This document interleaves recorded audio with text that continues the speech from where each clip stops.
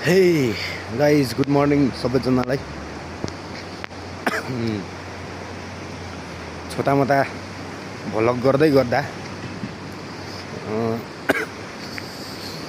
कतिपय मान्छेहरूले मलाई हराए सके भने होला नि, तर म फेरि आएँ, ब्याक भएँ। तर मेरो भ्युज आएन, गाइस आएन। अब आउँछ कि भन्ने कुरा हो। ल यस्तो पहिला यसो अनुहार देखाउँदा नि त्यो सर्ट भिडियोमा यो उमा के रिल्स जस्तै हुन्छ नि त। यसमा चाहिँ बगाल आऊ त 500सम्म भ्युज आउँछ। कोही म्याक्री ल आउने रहेछ त यार के हो र भन्ने हुन्थ्यो। अहिले चाहिँ खै ग्याप भएर होला सायद। पहिला त्यति ग्याप हुन्न थियो, हप्तामा भिडियो छोडिरहेको थिएँ। त्यही हो एकदम।